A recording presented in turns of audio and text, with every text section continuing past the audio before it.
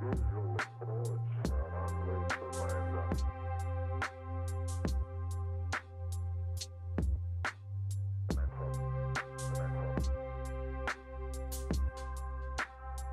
visual approach runway to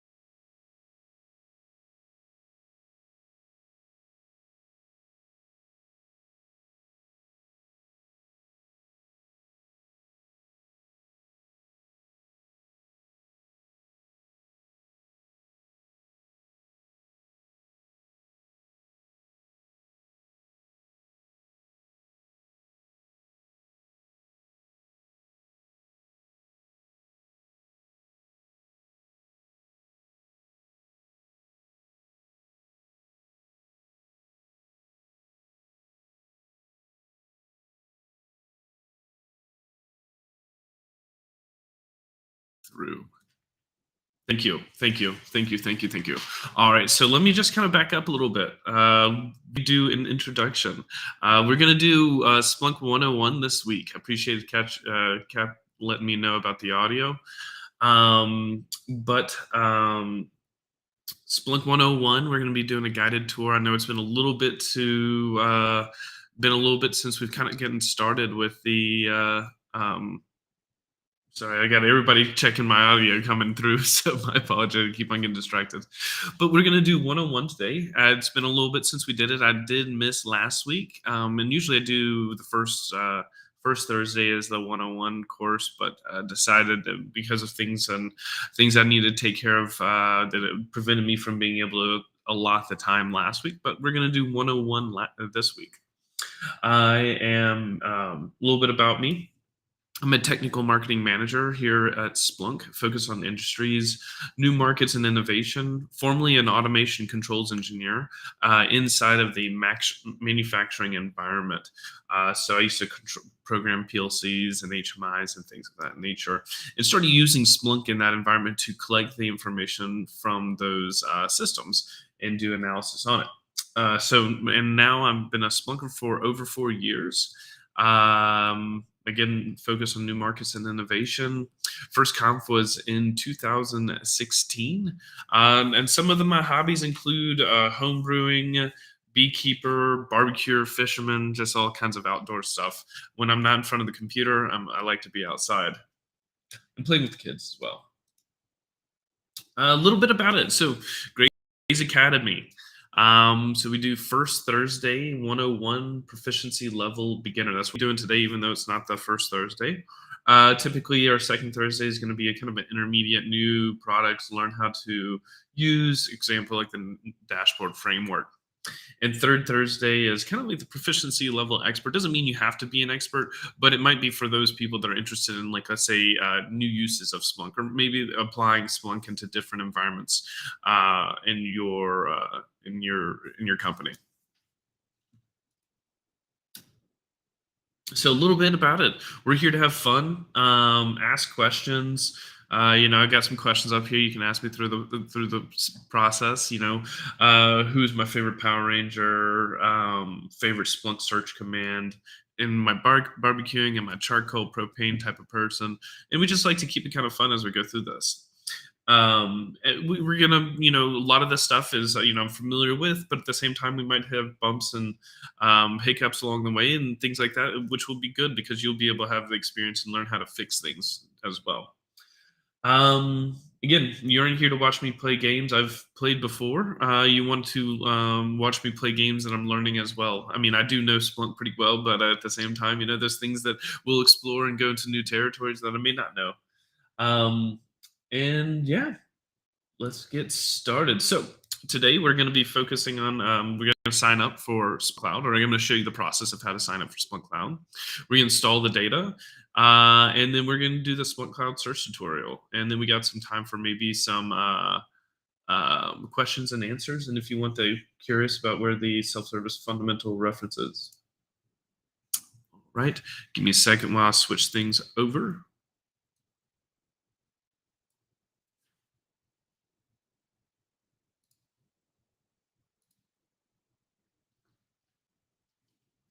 Right.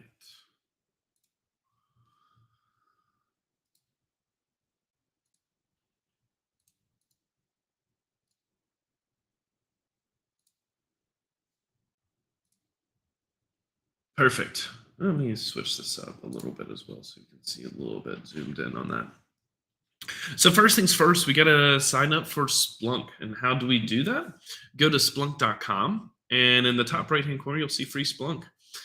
Fill out the information, and depending on what you want to do, whether or not you want to go down the cloud route or you want to install it on your computer yourself, make sure you select those accordingly when you go through this process.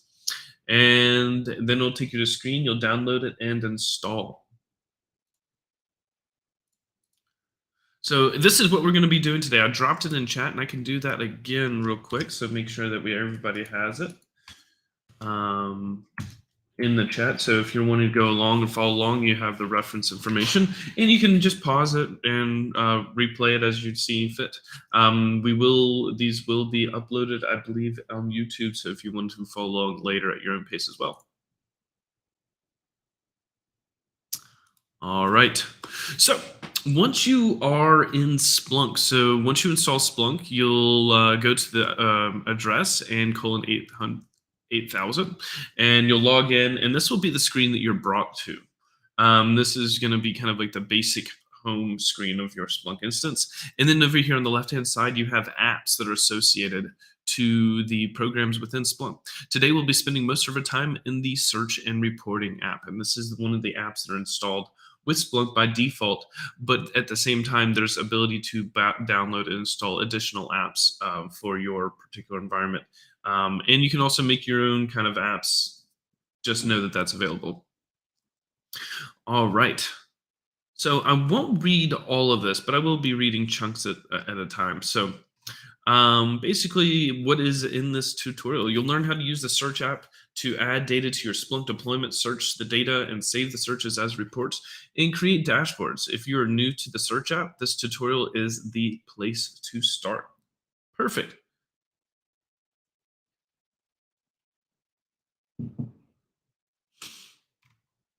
All right, so let's go ahead and just get started. So what you will need to have a Splunk account. Right now, we are following along the Splunk Enterprise product, but you can also do the cloud platform, and they are fundamentally the same guide. So it's not going to be, you can either do it in cloud or on-prem. It's not going to make a difference. There will be some variations in the uploading of the data, but besides that, it's all the same. All right. Yep. Choose your platform.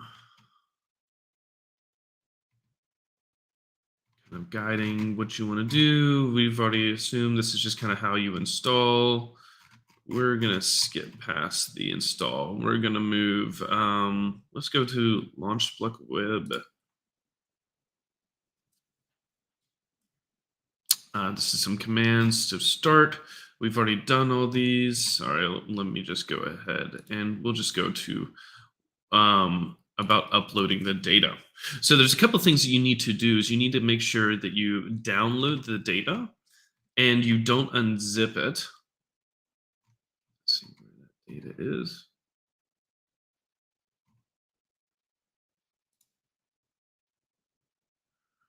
Okay.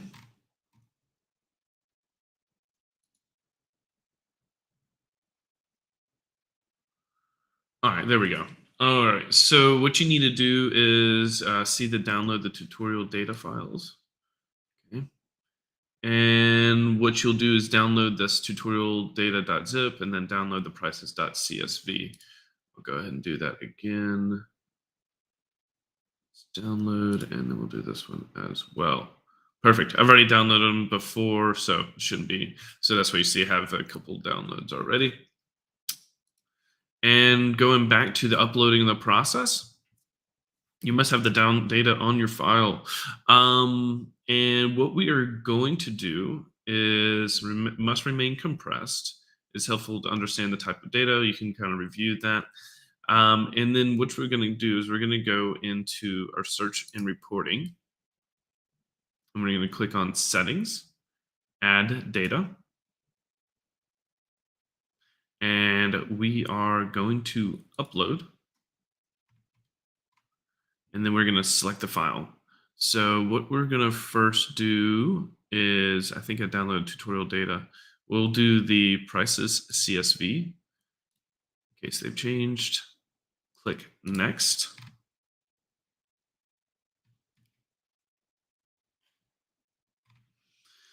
And then depending on the data that you're pulling in, what you're going to want to do is, so under input settings, we need to click on segment in path. And if you're Windows, you need to put this regular expression in. If you're Linux or cloud, follow these instructions up here, which will just put a 1, so segment path. And what we're going to do, so by default, the default index is your main index. And I've used and uploaded this data already to the is this going to be for all the documentation, like SPL commands? We'll be going into some SPL commands, but this will be, we'll just get as far as we can along the way on this Splunk 101. And we will be going into some commands. If you have some questions about any commands, we can dig into them. I may not, like I said, I may not be the expert on that particular command, but we can research it. But going back, we're going to create a new index. And today we're going to call this one January, just to make that easy. So Jan, Jan. It's going to be an events index. You can leave everything else default and then click save. And so we've now selected Jan. And we'll click review and submit. So make sure we're doing prices.csv, and then we're going to be doing the other data set. So we're going to click on upload, select file, tutorial data 3, next, and then segment, paste our regular expression, and then we're going to select Jan as well, and review, and then submit. So now we have uploaded all of our data into our new index. And we can start searching. And if you're like me, we created a new index. And so you'll need to make sure, unlike the tutorial, it doesn't include the index because by default, if you use the default, it would be index equals main, and you don't have to define that. But in this particular case, we do have to define that because we did put it in a different index. Okay. It's perfect. So we can see that our data has been imported, and we can get started. And then what we can do is click on the Splunk logo to return home.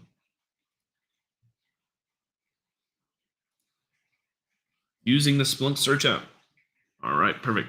If you are not on the Splunk homepage, click on the logo. From the logo, click on the search reporting apps in the apps panel. Okay.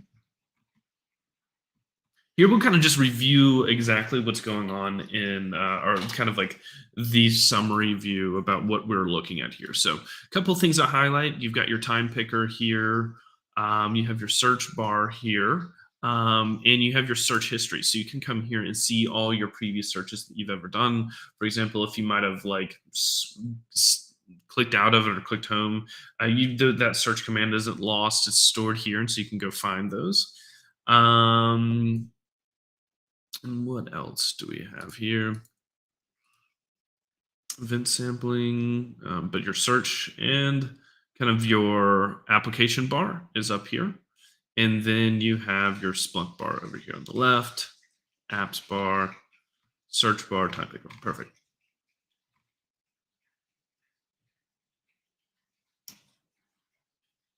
Okay, new search view. So you'll have a different search view. So let's just kind of select one of these past ones. We'll just go add that one and click search. So you have your same with the app bar, search bar, time range picker, search button, all that stays the same.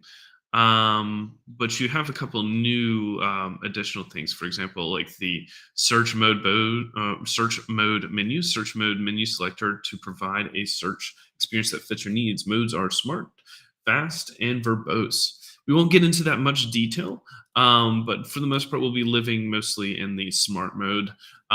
Fast mode is it's something we can kind of talk about, but basically, it's a leaner search and uses less resources on the back end, so that Splunk it doesn't use and retain all that data. So you'll generally leave it in smart mode while you're building out searches, and then as you build your dashboard, sometimes we'll convert them to fast mode, so that's better on the system.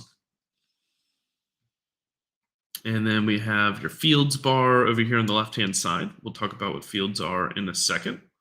And events viewer. And this is your events down here. And we'll talk about what an event is, what is a field, and in a few minutes. And then we have, last but not least, the save as. This is where you can save the results of your searches in things like reports, alerts, or dashboards.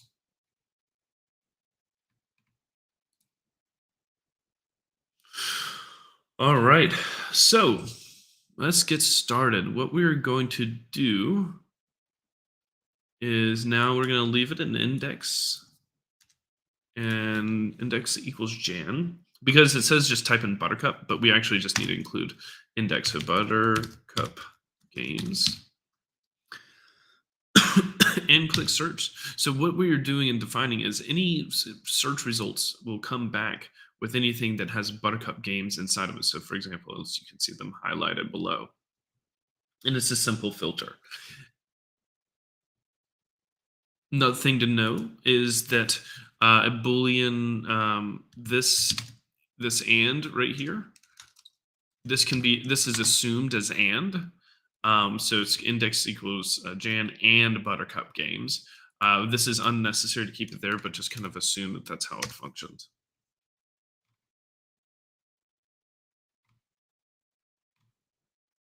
So let's talk about the time range picker. So we have a couple of presets. These are some of the the simple ones most commonly used. Makes your life a little bit easier. Let's say last 24 hours, last 7 days. But you can get more prescriptive and descriptive on like what exactly you're wanting to do and when you want to search. So whether or not it's going to be like a certain time period, you can do real time searches. So as data is coming in, so you wouldn't want to necessarily do last 24 hours, but you might want to do something like last 1 minute, and it'll automatically basically search over and over and over again and see those results pop up on your screen. You can do date range, time range, and then you can get into more of the commands. So let's say you want to say, I want to start the previous week on Monday, snap to 7 a.m. or something like that to the Friday at, um, 5 p.m. So you can say, this is my work week values. All right. I've jumped through all of those. Basic searches and search results. So one of the things that makes your life a little bit easier, if you just need to create a brand new search and clear things out, just click on search, and it takes you back with a brand new cleared out search bar. And we are going to basically type in the same thing, index equals Jan, and then type Buttercup in the search bar. When you type a few letters, okay, I got ahead of myself. Buttercup, it will also start filling things out automatically for you. So that's what we're kind of basically showing you is the search assistant here that might make your life a little bit easier. So when you start typing Buttercup, it fills them out. And let's say you type category, and here's it filled out all the different matching terms in which can drop them in for you automatically. We can just click on category, and actually what we want is category ID equals sports. Okay, perfect. And then press enter. And now we can see all the results from the index in which the category ID equals sports.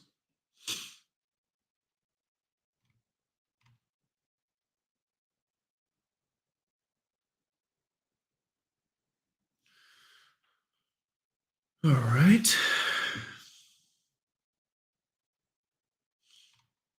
So we're going to retrieve events from the index. Let's try to find out how many errors have occurred on the Buttercup Games website. Okay. So start a new search. You do index equals Jan. You don't, if you're depending on if you create a new index, you can say index equals main or whatever one you picked. And then what we're going to do is Buttercup Games. We're going to start using this easy button, and then we're going to look for error or fail, star wildcard, or severe. And now, when I get the result sets, we'll go just kind of, let's say, all time. We're going to look and we're saying, hey, give me results back in which the command or error or fail or severe, it was one of the results set. So one thing about the fail is like it's all the iterations of fail, failure, failing, and type of accent, and failed.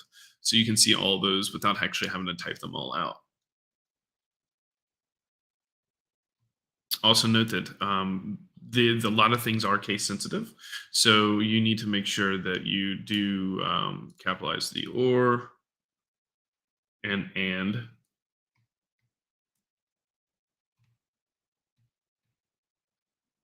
Okay. Now we're going to kind of dig into our search results. So we got a quick timeline of events as they're populating through. And then we have some display options, events viewer, and then field sidebar. Kind of gone through those. And let's kind of dig into one of these events. Here you can see the event up here. And then we have all the fields and name value pairs associated to the data that was pulled out of that event. This can all be pulled out by maybe it's a regular expression on the back end, or CSV or JSON. Splunk can kind of interpret that data and then break it out for you automatically.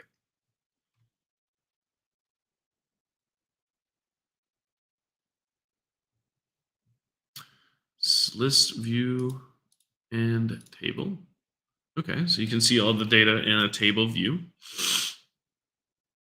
And then change it back to list. Most of the time you'll be working in a list view types. Timeline of events, field bar, field sidebar over here. So here's all your interesting fields, some selected fields.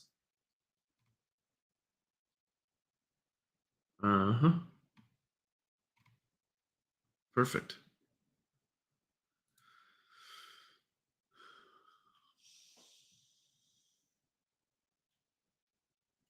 So use fields to search. Take advantage of the advanced features in the Splunk software. You must understand what fields are and how to use them.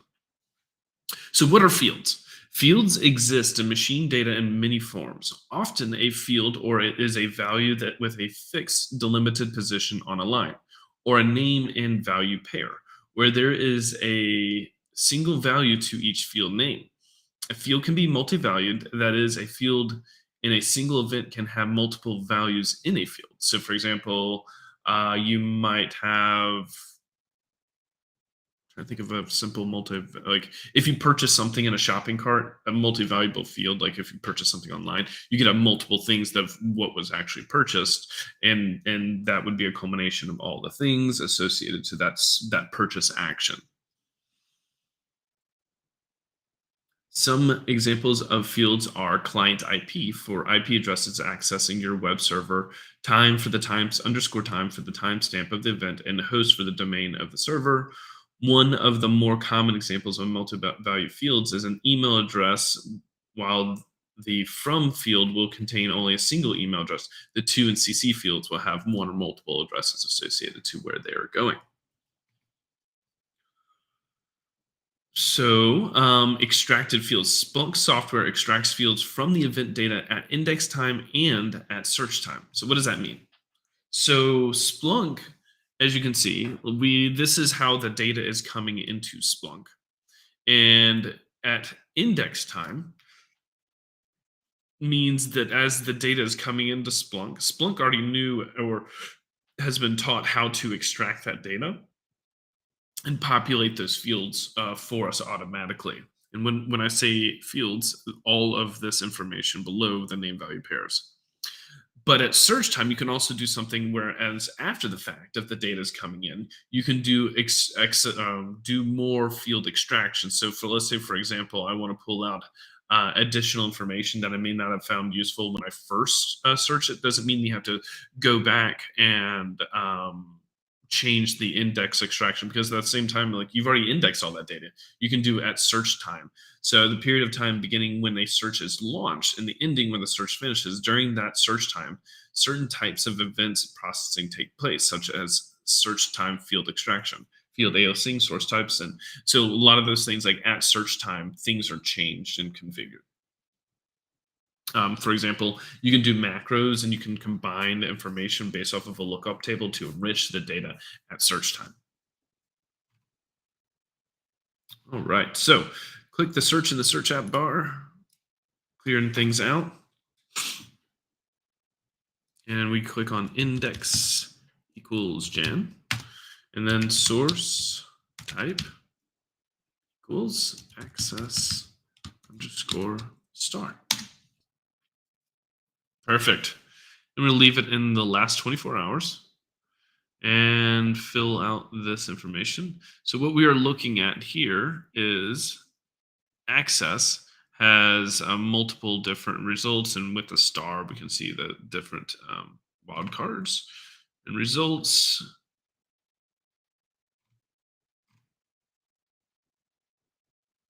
And here we're going to also drop in and look at some of the interesting fields.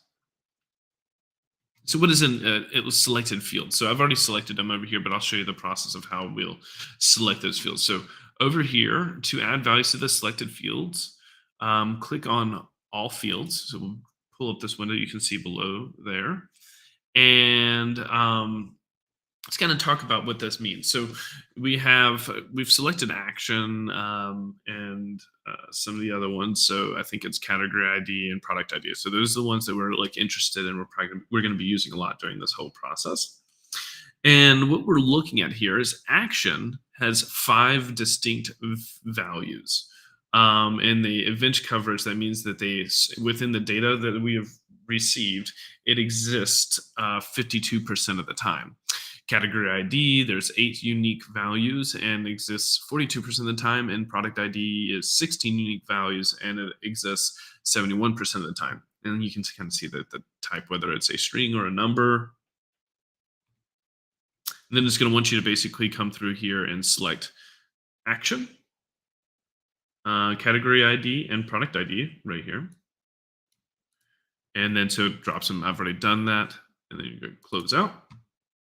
And these 3 fields that you selected appear under the selected fields up at the top left.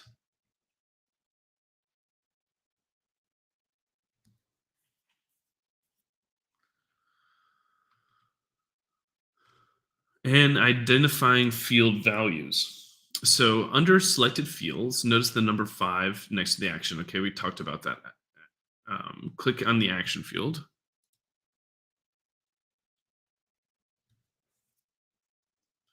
And when that pops up, the field number summary for the action field opens up. In this set of results, we can see that there are 5 values for action, and the action field appears in over 50% of the searches. Close the action field summary, review the other 2 fields. So we'll just kind of pop those open so you can see the different results for those different category IDs and product ID.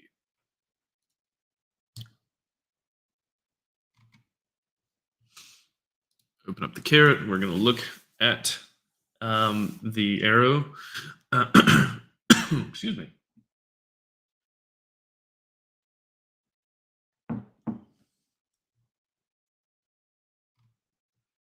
So, okay, we just kind of analyze so you can see all the different information associated to it as far as it's filled out.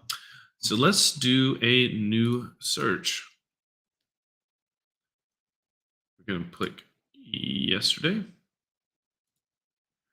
and index equals Jan, source type equals access, status equals 200, and action equals purchase. Perfect. And change the status of the, okay, so we ran that command. The search results uses the HTTP field status to specify the successful request and the action field to search only for purchase events.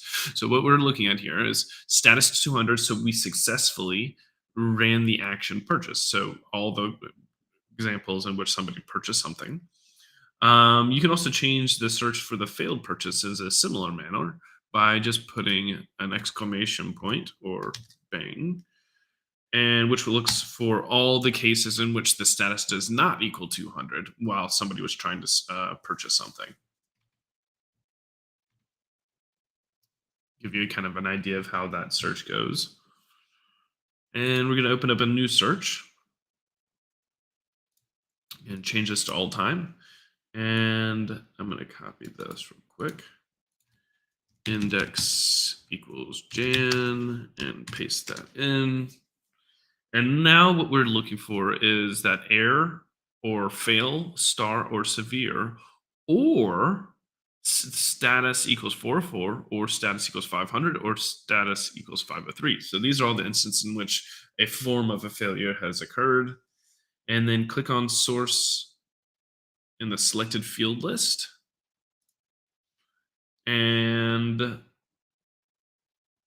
this does not specify the source type. This retrieves the events from both the secure log files and the web access log files. So we have the secure web access log files and then the secure log files. So you can see where this data is coming from.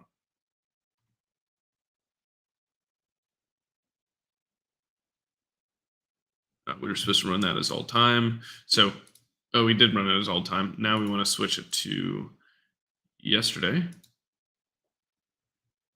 and run this command. So change your time if you download.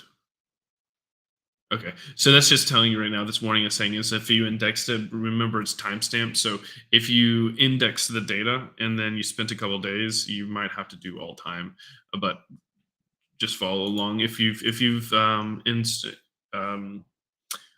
the data to your Splunk index today, you should be fine. If not, you might need to select all time. And I'm gonna just paste that in there.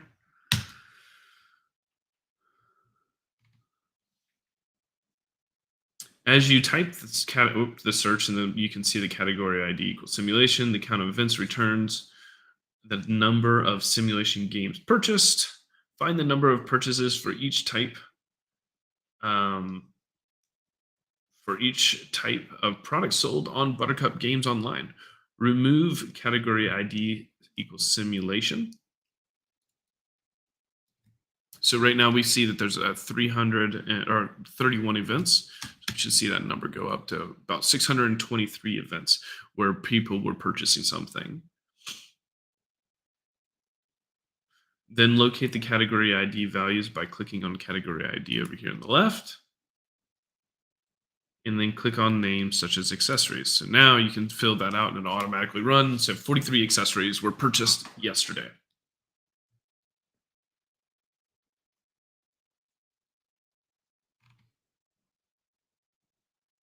And then you can run it again for the previous week.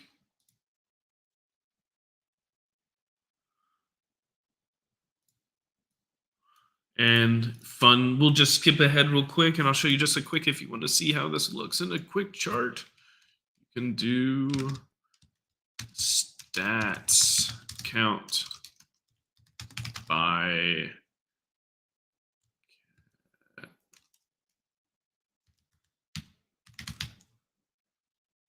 ID. There you go. So I just did a quick command. It'll be a fun one. Stats will be one of your favorite commands that you get. That or time chart. Stats is saying pipe this data in and then count by category ID. We'll get into this a little bit, but I just want to show you that real quick. So because some people are asking about SPL, and just want to show that we will get into that. Perfect. So I kind of went back, and next step, learn how to use the search language.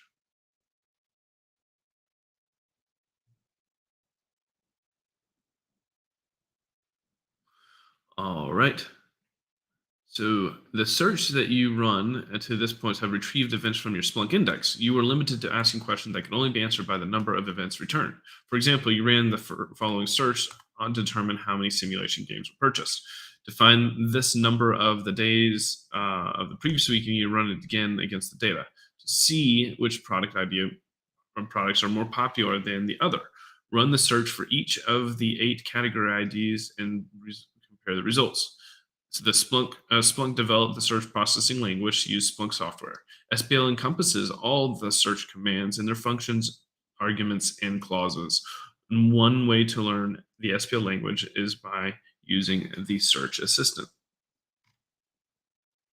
Okay, so we're going to talk a little bit about the search assistant. So from the account menu, select preferences. It'll look a little bit different if you're on Splunk Cloud versus Splunk Enterprise. Preferences, and here you'll see the SPL editor. I've got it set up to advanced editor.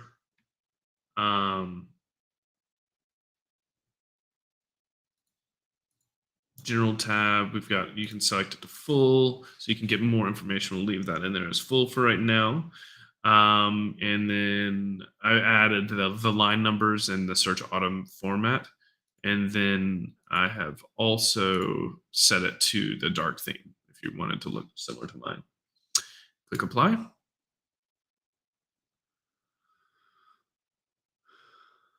Okay, so let's click the search to start a new search and then change the time rate picker to all time. And then type index equals Jan and S. And when typing the letter S in the search bar, the search assistant shows a list of matching searches and matching terms. It also explains briefly how to search. Select the following search from the matching search lists or type the search into the bar. Source type equals _ access. And I think that's going to be that one right there. Yep, perfect. After action equals purchase, type the pipe character. Okay, pipe. I set it up and it's automatically did one of the settings also inside of preferences, it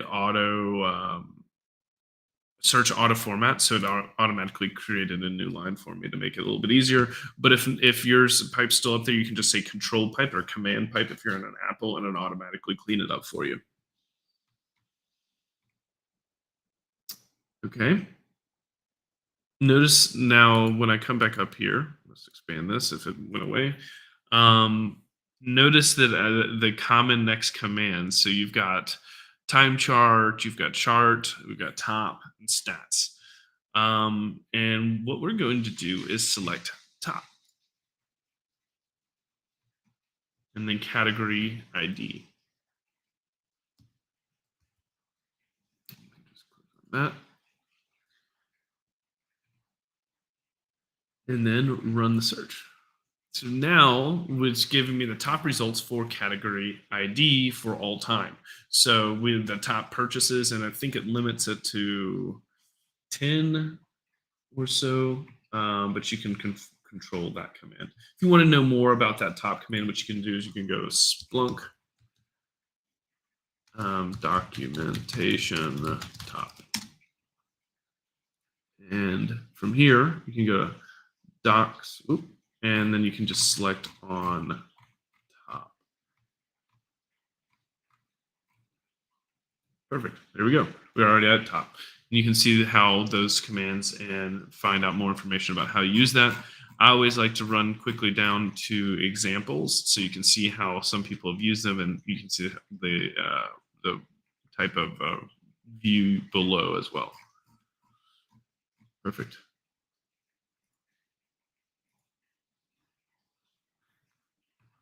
So view the results in the statistics tab. Yeah, that's one of the things we're now in the statistics tab, and we're no longer in the events tab. A little bit, let's talk about is this drop down is the verbose mode. If you run in verbose mode, you have the statistics tabs and you still have the events tab. So it uses more resources on the back end to run this command. And then if you smart mode, it just drops them off after, and it doesn't store the events in memory anymore. So the top command is a transforming command. Transforming command organizes the search results into a table using transforming commands to generate results that you can use to create visualizations such as column, line, area, and pie charts. You will learn more about the visualization later in this tutorial. Because of the transformation commands return your search results in a table format, the results appear in the statistics tab.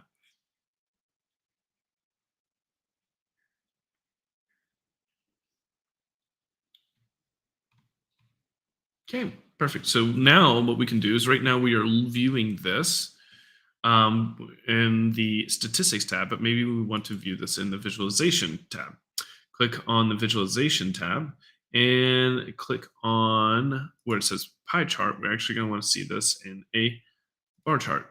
And now you can see the kind of the sloping, downward sloping organization of the strategy being the highest. And then we can also select the pie chart as well. Hover over, get more details on it. And then click on the strategy slice. Watch up here, when you click on it, it's now going to drive a new search. And now we are filtering on its category ID equals strategy. So now we can see all the results for all time for that particular search.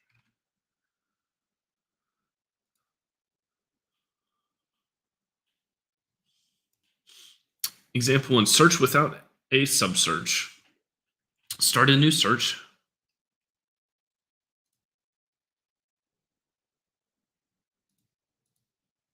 Change it to all time. And to find the shopper who accessed the online shop the most, use this search below. So make sure you include index equals Jan. Ooh.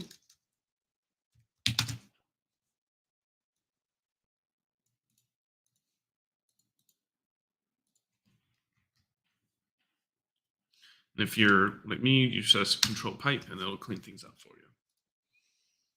Search all time. So it with the top where limit equals 1, it says it only gives me one result. And we're based off of the top client IP. And you can see that the count is this particular IP address here 134 times, and they come up 2.56% of the time. Now run another search to determine how many different products the VIP shopper has purchased using the stats command to count the purchase by the VIP shopper. Okay, I'm just going to copy all of this, and I'm going to copy and paste it over everything except for that Jan.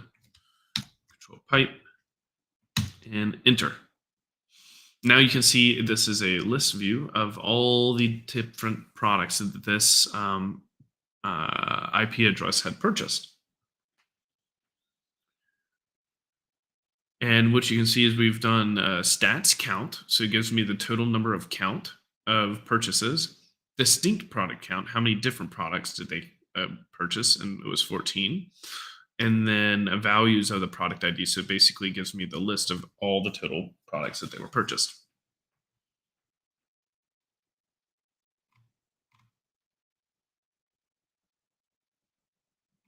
Search with a subsearch.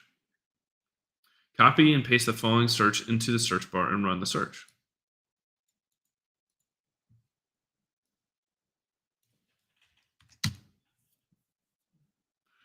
And run that real quick. And now what we can see is what is this? Okay.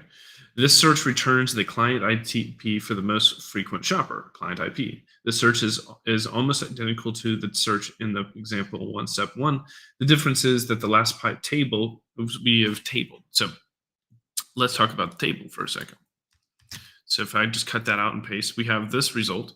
And when I do a table client IP, it says I want to return my results and only pull back the values of the, let's say, the field names or the column names, and say table client IP and remove everything else. Press enter. And now it's removed everything else.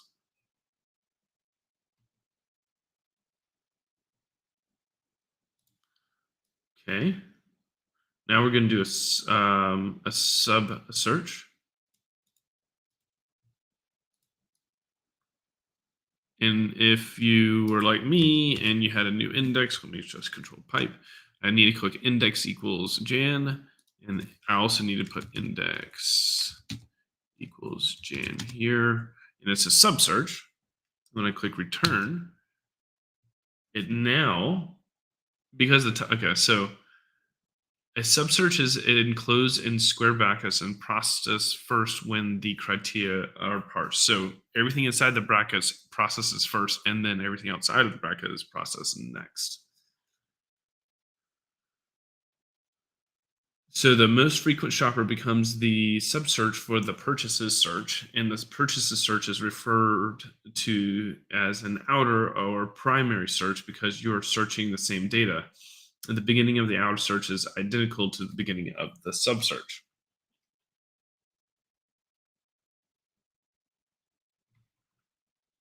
Because the top command returns count and percent fields, the table command is used to keep only the client IP.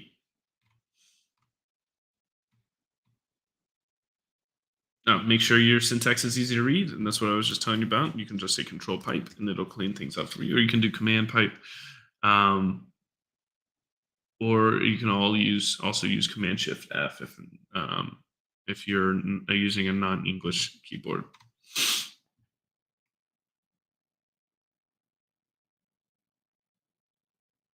All right, make the search easier results to understand. So we're going to now do a rename command, and it's going to clean things up for us.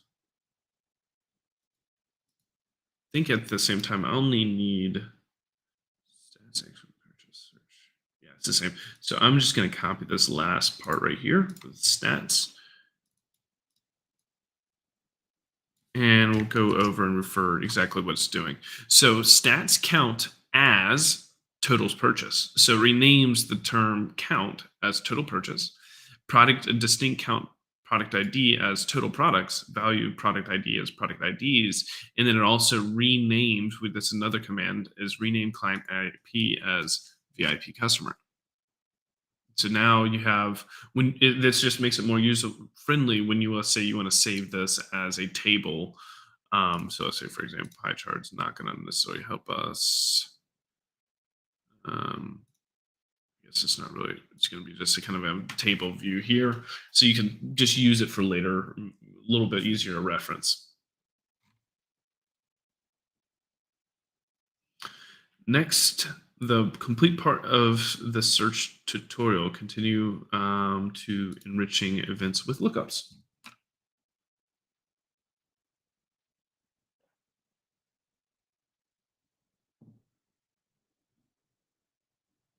Okay, so you must do this part.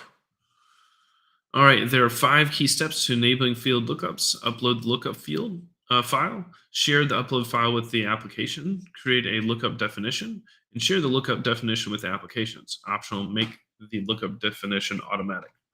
So, okay, so download the prices.csv file.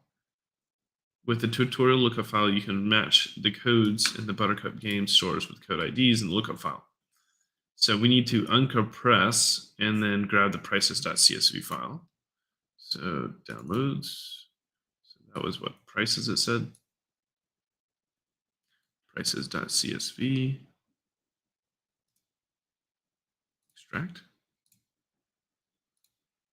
And perfect, there's our prices.csv.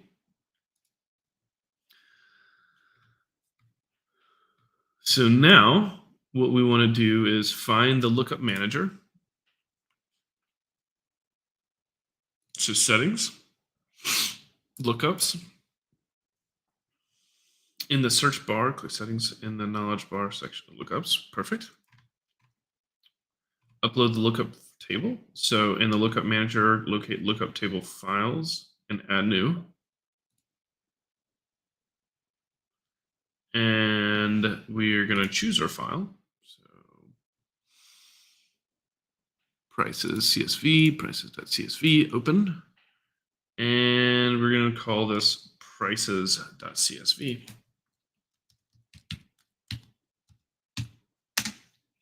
Save it. All right. Okay, so now you can see that share, and so now we need to share the lookup file. So we need to come in here and look up in the lookup table files list, locate prices. It's right there. And in the sharing column, you'll notice prices is listed as private. We need to go and click on the permissions and click on all apps and click save. So now it should be global. Perfect. So this means that anybody can log on and see this information.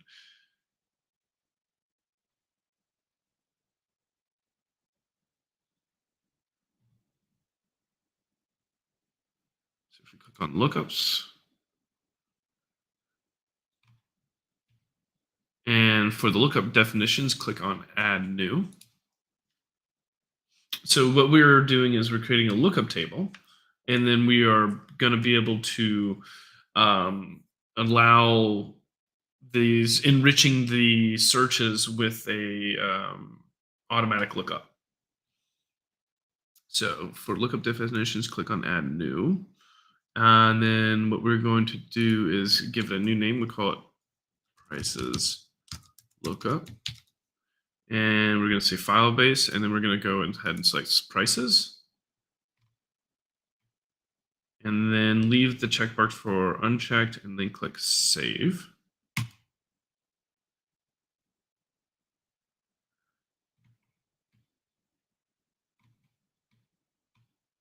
And then we need to change the permissions for prices underscore lookup. And change it to all apps. Save. And make the lookup automatic. Perfect. Click back on lookups in the top left. Automatic lookup. Add new.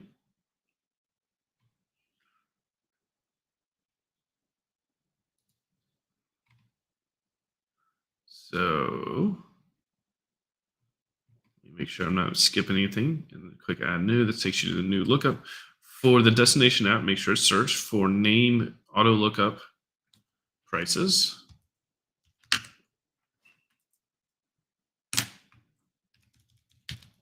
Underscore prices. And then we're going to say lookup table prices lookup, and apply to source type name access underscore combined underscore w cookie, and look up for so product ID.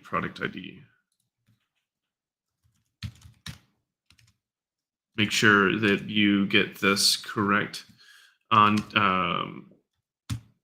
the capitalizations is correct.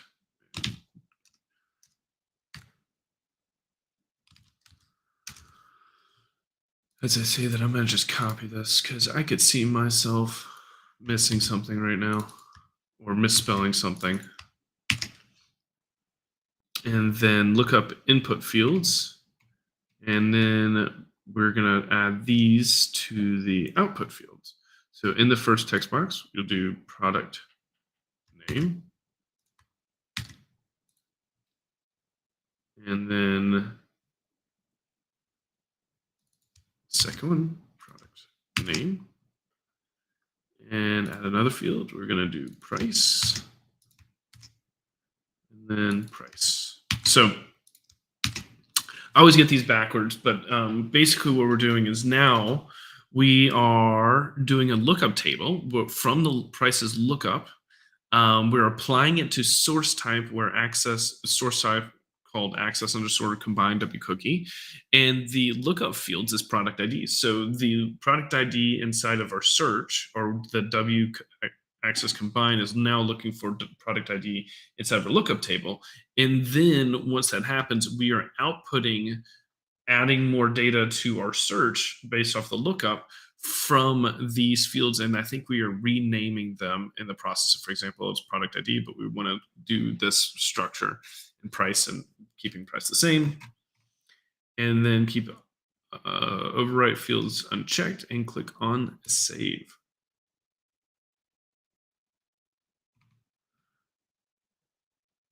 Now we need to change the permissions and all apps and save. Search with those lookup definitions. All right. So click on Splunk Enterprise. Click on search and reporting. This will probably be the last thing that we get to do today. So index equals Jan, and then source type is, we'll just copy that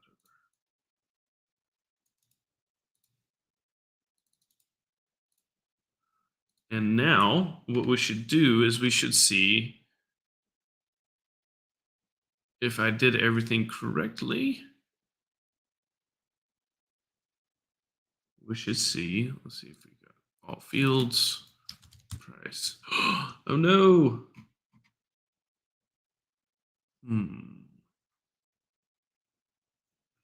Interesting fields and click on price. So let's do all time. That's what it is. Could not load lookup, automatic lookup prices. Interesting. Well, sometimes we have accidents and it didn't work. Maybe you had more success at everybody following along. We might have to figure this out, but I think we're running out of time for today for me to kind of investigate exactly what's going on. Could not load lookup dash auto lookup prices. Interesting. But either way, we'll move on and we'll close things out. Thank you everyone for following along. Let's share this and say, okay, so we do have a survey link that I'd like everybody. I'm not sharing my screen. There we go. Now I'm sharing my screen. Gray's Academy survey. I'll drop the survey in the chat. If you liked what you saw today, I'm going to leave it as the 101 survey. Thank you all for following along. Please fill out the survey, like what you see, and we can keep things coming. But I appreciate it. And thank you all for following along and have a wonderful rest of your day.